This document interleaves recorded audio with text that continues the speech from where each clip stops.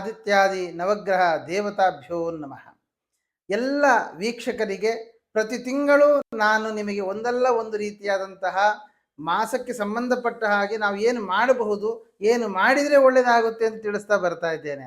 ಈ ಫೆಬ್ರವರಿ ತಿಂಗಳಲ್ಲಿ ವಿಶಿಷ್ಟವಾದ ದಿವಸ ಏನು ಅಂತ ಹೇಳಿದ್ರೆ, ಕೃಷ್ಣದೇವರಾಯನಂತಹವನಿಗೆ ಬಂದಂತಹ ಕುಹಯೋಗವನ್ನು ಪರಿಹಾರ ಮಾಡಿದ ದಿವಸ ಈ ತಿಂಗಳಲ್ಲಿ ಬರಲಿಕ್ಕಿದೆ. ಹಾಗಾದರೆ ನಮ್ಮ ದಾರಿದ್ರ್ಯವನ್ನು, ನಮ್ಮ ಎಲ್ಲ ವಿಧವಾದ ಅನಾರೋಗ್ಯಗಳನ್ನು ಪರಿಹಾರ ಮಾಡಿಕೊಳ್ಳಬಹುದಾದಂತಹ ದಿವಸವೂ ಈ ಮಾಸದಲ್ಲಿ ಸೇರಿಕೊಂಡಿದೆ.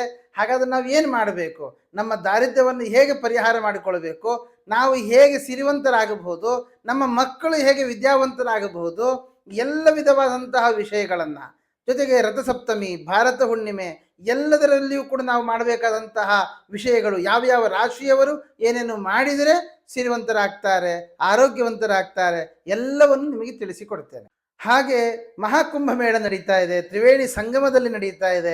12 ರಾಶಿಯವರು ಯಾವ ಸಂದರ್ಭದಲ್ಲಿ ಹೋಗಿ ಸ್ನಾನ ಮಾಡಬೇಕು, ಸಂಕ್ರಮಣಾದಿಗಳಲ್ಲಿ, ವ್ಯತಿಪಾತಾದಿಗಳಲ್ಲಿ, ಹಾಗಾದರೆ ಯಾವ ರಾಶಿಯವರು ಯಾವಾಗ ಸ್ನಾನ ಮಾಡಬೇಕು ಅನ್ನೋದನ್ನು ಕೂಡ ನಿಮಗೆ ತಿಳಿಸಿಕೊಡ್ತೇನೆ. ಸಿಂಹರಾಶಿ ಇವರದ್ದೇ ನೋಡುವಾಗ ಒಂದು ಬಂಧನದ ಸ್ಥಿತಿ, ಬಿಡುವ ಹಾಗಿಲ್ಲ, ಹಿಡ್ಕೊಳ್ಳುವ ಹಾಗಿಲ್ಲ, ಬಿಸಿ ತುಪ್ಪದ ರೀತಿಯಾದ ಜೀವನ ಈ ಮಾಸದಲ್ಲಿ ಕಂಡು ಬರ್ತಾ ಇದೆ. ಕಾರಣ ಈ ಸಿಂಹರಾಶಿ ಅಧಿಪತಿ ರವಿ ಹೋಗಿ ಕೂತದ್ದು ಶತ್ರು ಸ್ಥಾನದಲ್ಲಿ.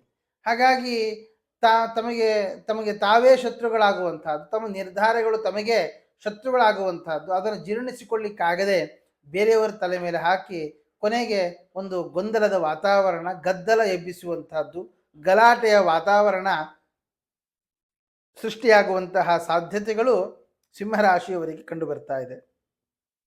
ಆದ್ದರಿಂದ ನೀವು ತೆಗೆದುಕೊಳ್ಳುವಂತಹ ನಿರ್ಧಾರಗಳು ಬೇರೆಯವರಿಗೆ ಒಳ್ಳೆಯದಾಗಲಿ ಅಂತ ಅನ್ನೋದಕ್ಕಿಂತ ನಿಮಗದು ಒಳ್ಳೆಯದ ಅನ್ನೋದನ್ನು ವಿಚಾರ ಮಾಡಿ, ನಿಮಗೆ ಅದನ್ನು ನಿಭಾಯಿಸ್ಲಿಕ್ಕೆ ಆಗುತ್ತಾ ಅನ್ನೋದನ್ನು ವಿಚಾರ ಮಾಡಿ.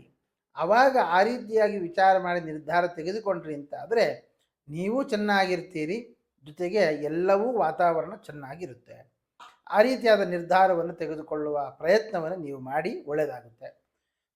ಆ ಸಂದರ್ಭದಲ್ಲಿ ವಿಶೇಷವಾಗಿ ವಿಷ್ಣು ಸಹಸ್ರನಾಮದ ಜಪ ಅಥವಾ ಒಂದು ಈ ಹನುಮಂತ ದೇವರ ಹನುಮಾನ್ ಚಾಲೀಸ ಆಗ್ಬೋದು, ಅಥವಾ ಹನುಮಂತ ದೇವರ ಸ್ತೋತ್ರ ಆಗ್ಬೋದು, ಅಥವಾ ಸುಂದರಕಾಂಡ, ರಾಮಾಯಣ ಪಾರಾಯಣ, ಹೀಗೆ ಏನಾದರೂ ಮಾಡಿಕೊಂಡಲ್ಲಿ ಬಹಳ ಒಳ್ಳೆಯದು. ಇನ್ನು ವಿದ್ಯಾರ್ಥಿಗಳು ಯಾರಿದ್ದೀರಿ, ಸಿಂಹರಾಶಿಯ ವಿದ್ಯಾರ್ಥಿಗಳ ಗಮನಕ್ಕೆ ತರುವುದು ಅಂತಾದರೆ ವಿದ್ಯಾಭ್ಯಾಸದಲ್ಲಿ ಒಳ್ಳೆಯ ರೀತಿಯಾದ ಅನುಕೂಲಗಳಿದೆ. ಆದರೆ ಸ್ನೇಹಿತರ ಸಹವಾಸದಿಂದಾಗಿ ಆ ಒಂದು ಮಾನಸಿಕವಾಗಿ ಒಂದು ಸ್ಥಿತಿಗತಿಗಳು ಬದಲಾಗುವಂತಹದ್ದು, ಓದಿದ ವಿದ್ಯಾಭ್ಯಾಸ ಸಮಯಕ್ಕೆ ನಮಗೆ ಉಪಯೋಗಕ್ಕೆ ಬಾರದೇ ಹೋಗುವಂತಹದ್ದು, ಇದೆಲ್ಲ ಯೋಗ ಇದೆ. ವಿದ್ಯಾರ್ಥಿಗಳು ಗಮನ ಹರಿಸಬೇಕು.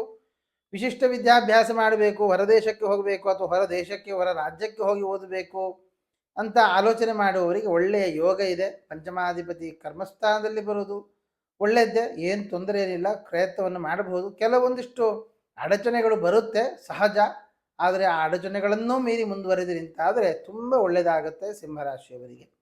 ಇನ್ನು ಕುಟುಂಬ ಸ್ಥಾನದಲ್ಲಿ ಕೇತು ಇರುವುದರಿಂದಾಗಿ ಕುಟುಂಬಾಧಿಪತಿ ಬುಧ ರವಿಯ ಜೊತೆಗೆ ಲಗ್ನಾಧಿಪತಿ ಜೊತೆಗೆ ಕೂತದ್ದರಿಂದ ಪಿತೃಕಾರಕನಾಗಿರುವುದರಿಂದ ನಿಮ್ಮ ತಂದೆಯ ಆರೋಗ್ಯದಲ್ಲಿ, ಅದರಲ್ಲಿ ಪ್ರಧಾನವಾಗಿ ಹೊಟ್ಟೆಯಿಂದ ಕೆಳಗಿನ ಭಾಗಕ್ಕೆ ಸಂಬಂಧಪಟ್ಟಂತಹ ಸಮಸ್ಯೆಗಳು, ಜಾಯಿಂಟ್ ಪೇನ್ಸ್ ಆಗ್ಬೋದು, ಅಥವಾ ಪಾದಕ್ಕೆ ಸಂಬಂಧಪಟ್ಟ ಸಮಸ್ಯೆಗಳಾಗ್ಬೋದು, ಗಾಯಗಳಾಗ್ಬೋದು, ಇದೆಲ್ಲ ಸ್ವಲ್ಪ ಅನಾರೋಗ್ಯದ ಒಂದು ಸೂಚನೆಗಳಿದ್ದಾವೆ.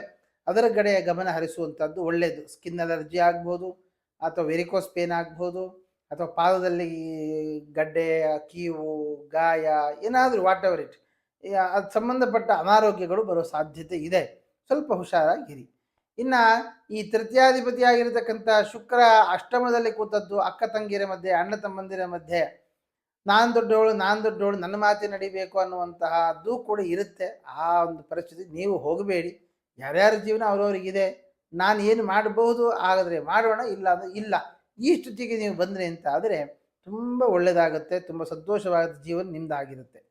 ಇನ್ನು ಈ 4ನೇ ಮನೆಯ ಕುಜ ಒಂದು ಲಾಭದಲ್ಲಿ ಬಂದ ಕಾರಣ ವಾಹನದಲ್ಲಿ ಸಂಚಾರ ಮಾಡುವಾಗ ಸ್ವಲ್ಪ ಜಾಗ್ರತೆ ಇರಲಿ. ತೊಂದರೆ ಏನಾಗೋಲ್ಲ, ಆದರೂ ಕೂಡ ಸ್ವಲ್ಪ ನಿಧಾನಗತಿಯ ಒಂದು ವೇಗ ಅನ್ನತಕ್ಕಂಥದ್ದು ಒಳ್ಳೆಯದು. ಮತ್ತು ನಿಮ್ಮ ಆರೋಗ್ಯವನ್ನು ಗಮನಿಸುವಾಗ ಪಿತ್ತಾಂಶ ಜಾಸ್ತಿಯಾಗಿ ಆ ಹೊಟ್ಟೆಗೆ ಸಂಬಂಧಪಟ್ಟ ಹಾಗೆ, ಸ್ತ್ರೀಯರಿಗೆ ಯೂಟ್ರಸ್ಸಿಗೆ ಸಂಬಂಧಪಟ್ಟ ಹಾಗೆ, ಅಥವಾ ಬ್ಯಾಕ್ ಪೇನ್ ಸಂಬಂಧಪಟ್ಟ ಹಾಗೆ ತೊಂದರೆಗಳು ಬರುವ ಸಾಧ್ಯತೆ ಇದೆ. ತಲೆ ತಿರುಗುವಂಥದ್ದಾಗಲಿ, ತಲೆನೋವು ಜಾಸ್ತಿ ಆಗುವಂಥದ್ದು, ಸ್ವಲ್ಪ ಆರೋಗ್ಯದ ಕಡೆ ಗಮನ ಹರಿಸಿ ಆ ರೀತಿಯಾದ ಆರೋಗ್ಯದಲ್ಲಿ ತೊಂದರೆ ಬರ್ತಾ ಇದೆ ಅಂತ ಆದರೆ ಏನು ರಥಸಪ್ತಮಿ 7ನೇ ತಾರೀಕು ಬರಲಿಕ್ಕಿದೆ. ಅಂತಹ ರಥಸಪ್ತಮಿಯ ದಿವಸ ಎಕ್ಕೆಯ ಹೂವಿನಿಂದ ಒಂದು ಹಾರವನ್ನು ಮಾಡುವಂತಹದ್ದು. ಎಕ್ಕೆಯ ಹೂವಿಂದ ಹಾರವನ್ನು ಮಾಡಿ ಮಹಾ ಗಣಪತಿಗೆ ಅದನ್ನು ಸಮರ್ಪಣೆ ಮಾಡಿ, ಜೊತೆಗೆ ಅವತ್ತಿನ ದಿವಸ ಶ್ರೀ ಸೂರ್ಯಾಯ ನಮಃ ಅನ್ನುವಂತಹ ಸೂರ್ಯನ ಮಂತ್ರವನ್ನು ಜಪಿಸುವಂತಹದ್ದು, ಅಥವಾ ಸೂರ್ಯ ಅಷ್ಟೋತ್ತರವನ್ನಾಗಲಿ, ಅಥವಾ ಒಂದು ಆದಿತ್ಯ ಹೃದಯದ ಪಾರಾಯಣವನ್ನು ಮಾಡುವಂತಹದ್ದಾಗಲಿ, ಹೀಗೆ ಮಾಡಿದರೆ ಅಂತಾದರೆ, ಅಥವಾ ಸೂರ್ಯ ನಮಸ್ಕಾರವನ್ನ ಮಾಡುವಂತಹದ್ದು 24 ಅಥವಾ 54, ಹೀಗೆ ನಮಗೇನು ಶಕ್ತಿ ಇದೆಯೋ ಆ ಶಕ್ತಿಗೆ ತಕ್ಕ ಹಾಗೆ ಸೂರ್ಯ ನಮಸ್ಕಾರಾದಿಗಳನ್ನು ಮಾಡಿಕೊಳ್ಳಿ. ಖಂಡಿತವಾಗಿಯೂ ಕೂಡ ಒಳ್ಳೆಯ ಆರೋಗ್ಯ ಅಂತಕ್ಕಂಥದ್ದು ನಿಮ್ಮ ಪಾಲಾಗುತ್ತೆ. ಇನ್ನು ವಿವಾಹ ಆಗದೇ ಇರತಕ್ಕಂಥವರಿಗೆ ವಿವಾಹ ಆಗುತ್ತಾ ಅಂತ ವಿಚಾರ ಮಾಡಿದ್ರೆ, ವಿವಾಹ ಆಗುತ್ತೆ, ಆದರೆ ನಮಗಿಂತ ವಯಸ್ಸು ದೊಡ್ಡವರ ಜೊತೆಗೋ ಅಥವಾ ತುಂಬ ಚಿಕ್ಕ ವಯಸ್ಸಿನವರಿಗೋ ಈ ಥರದಲ್ಲಿ ಸ್ವಲ್ಪ ವ್ಯತ್ಯಾಸಗಳು ಆಗುತ್ತೆ. ಅದರಲ್ಲಿ ಅಷ್ಟು ಸಾಮರಸ್ಯ ಅಂತಕ್ಕಂಥದ್ದು ಕೂಡಿ ಬರ್ತಾ ಇಲ್ಲ. ಹಾಗಾಗಿ ಸ್ವಲ್ಪ ತಡ ಮಾಡುವಂಥದ್ದು, ವೇಟ್ ಮಾಡುವಂಥದ್ದು ಒಳ್ಳೆಯದು. ಅಷ್ಟೇ ಅಲ್ಲದೇನೆ ಜನರ ಜೊತೆಗೆ ಬೆರೆಯುವಾಗ, ಜನರ ಜೊತೆಗೆ ಮಾತನಾಡುವಾಗ ಸ್ವಲ್ಪ ಎಲ್ಲ ಗಮನ ಹರಿಸುವಂಥದ್ದು ಒಳ್ಳೆಯದು. ಇನ್ನು 8ರಲ್ಲಿ ಶುಕ್ರ ಇರುವುದರಿಂದಾಗಿ ಮೃಗಪುತ್ರಿಯ ಅಷ್ಟಮೇ ಪ್ರಾಪ್ತಿಯ ವಿಯೋಗ ಪ್ರಿಯಯೋಷಿತ ಅಂತ ಹೇಳಿದ ಹಾಗೆ ಇಷ್ಟಪಡ್ತಾ ಇರುವಂಥವರ ಮಧ್ಯದಲ್ಲಿ ಗಲಾಟೆಗಳಾಗಿ ಬಿಟ್ಟು ಹೋಗುವ ಸಾಧ್ಯತೆಗಳೆಲ್ಲ ಇದ್ದಾವೆ. ಸ್ವಲ್ಪ ಗಮನ ಹರಿಸುವಂಥದ್ದು ಒಳ್ಳೆಯದು. ಇನ್ನು ಈ ಕೆಲಸ ಇಲ್ಲದವರಿಗೆ ಕೆಲಸದ ಲಾಭ ಇತ್ಯಾದಿಗಳನ್ನು ನಾವು ಕಾಣಬಹುದು. ಆದರೆ ನಮಗೆ ಇಷ್ಟವಾಗಿದ್ದೇ ಸಿಗಬೇಕು ಅಂತಂದರೆ ಅದು ಕಷ್ಟ ಆಗುತ್ತೆ. ಯಾವುದು ಸಿಗುತ್ತೋ ಅದು ಕೆಲಸ ಮಾಡಿಕೊಂಡು ಹೋಗ್ತೇನೆ ಅಂತಿದ್ದರೆ ಖಂಡಿತವಾಗಿಯೂ ಸಿಗುತ್ತೆ. ಲಾಭದಲ್ಲಿ ಕುಜನ ಒಂದು ಯೋಗ, ಲಾಭಾಧಿಪತಿ ಷಷ್ಠದಲ್ಲಿ ಬಂದದ್ದರಿಂದ ಸಾಲ ಮಾಡಿ ಒಂದಿಷ್ಟು ದಿವಸ ಈ ತಿಂಗಳು ಸ್ವಲ್ಪ ಜೀವನವನ್ನು ನಡೆಸಬೇಕಾಗತ್ತೆ. ಸಾಲದ ಋಣ, ಸಾಲದ ಬಾಧೆ ಜಾಸ್ತಿ ಆಗುವ ಸಾಧ್ಯತೆ ಇದೆ. ಸ್ವಲ್ಪ ಗಮನ ಇರಲಿ ಹಣಕಾಸಿನ ವಿಷಯದಲ್ಲಿ. ಇನ್ನು 12ನೇ ಮನೆಯ ಚಂದ್ರ ಅವನು 7ನೇ ಮನೆಯಲ್ಲಿ ಬಂದದ್ದರಿಂದ ದಂಪತಿಗಳ ಮಧ್ಯದಲ್ಲಿ ವೈಮನಸ್ಯ, ದಂಪತಿಗಳ ಮಧ್ಯೆ ವಿರಸಾದಿಗಳೆಲ್ಲ ಕಂಡು ಬರ್ತಾ ಇದೆ, ಅಥವಾ ದೂರ ಆಗುವಂತಹದ್ದು ಸಾಧ್ಯತೆಗಳು ಇದ್ದಾವೆ. ಸ್ವಲ್ಪ ಅದರ ಕಡೆ ಗಮನ ಇದ್ದು, ಗಂಡ ಹೆಂಡತಿಯರ ಮಧ್ಯೆ ಯಾವುದೇ ಭಿನ್ನಾಭಿಪ್ರಾಯಗಳು ಬಂತು ಅಂತಾದಲ್ಲಿ ಕೂತು ಮಾತನಾಡುವುದರಿಂದಾಗಿ ಅದನ್ನು ಪರಿಹರಿಸಿಕೊಳ್ಳಬಹುದು. ಅಥವಾ ಈ ಭಾರತ ಹುಣ್ಣಿಮೆ ಏನು ಬರುತ್ತೆ, ಆ ಹುಣ್ಣಿಮೆಯ ದಿವಸ ಸಪ್ತಶ್ರುತಿಯ ಪಾರಾಯಣ ಅಥವಾ ದುರ್ಗಾ ದೀಪ ನಮಸ್ಕಾರ ಪೂಜೆಯನ್ನು ಮಾಡಿಸುವುದು, ಅಥವಾ ದುರ್ಗಾ ದೇವಸ್ಥಾನಕ್ಕೆ ಹೋಗಿ ಒಂದು ಹುಡಿ ತುಂಬಿ ಬರುವಂತಹದ್ದು, ಹೀಗೆ ನೀವು ಮಾಡಿದರೆ ಆಗಬಹುದಾದ ಎಲ್ಲ ಸಮಸ್ಯೆಗಳಿಂದ ದೂರ ಆಗಬಹುದು.